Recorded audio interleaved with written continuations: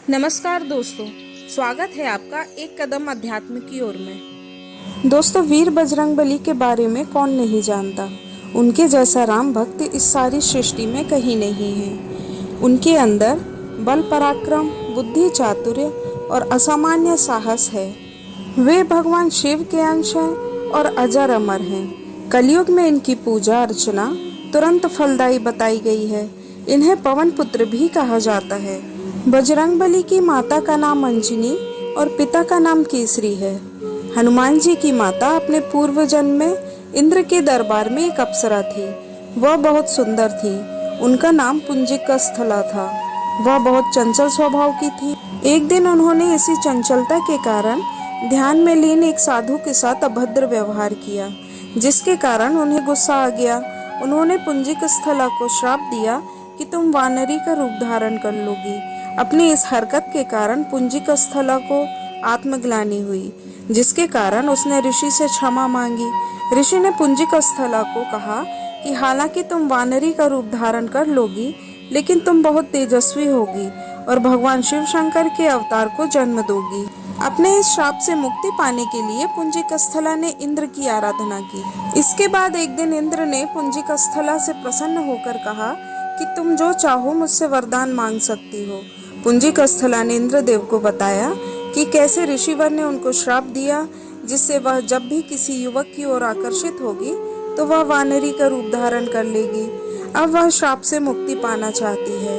इंद्र ने पुंजिकस्थला को कहा कि हालांकि तुम वानरी का रूप धारण करोगी, लेकिन तुम जिस युवक से आकर्षित होगी वह भी तुमको स्वीकार करेगा।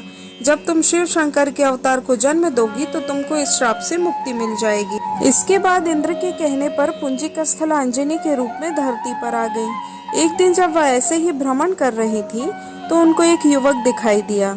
अंजनी उस युवक की तरफ आकर्षित हो गई, जिससे उसका चेहरा वानरी का हो गया। अंजनी ने अपना चेहरा युवक से छुपा लिया। जब वह युवक अंजनी के पास आया तो उसने अंजनी से अपना चेहरा दिखाने को कहा। अंजनी ने कहा कि मेरा चेहरा बहुत ही बदसूरत है, लेकिन जब अंजनी ने देखा तो वह युवक भी वानर के रूप में है। युवक ने अंजनी को बताया कि वह वानर राज केसरी है। वह जब चाहे तब मनुष्य का रूप धारण कर सकता है। इसके बाद अंजनी को केसरी से प्रेम हो गया और उन दोनों ने विवाह कर लिया। शादी के बाद भी बहुत समय तक उनकी कोई संतान नहीं हुई, इसलिए अंजनी मतंग ऋषि के पास पहुंची। मतंग ऋषि ने अंजनी को 12 वर्ष तक नारायण पर्वत स्थित स्वामी तीर्थ जाकर उपवास करके तप करने को कहा। अंजनी ने ऐसा ही किया। अंजनी की तपस्या से प्रसन्न होकर वायुदेव ने अंजनी को वरदान दिया कि तुमको बहुत ही बलशाली पुत्र प्राप्त होगा। यह वरदान मिलने के बाद अंजनी शिव की तपस्या करने लगी।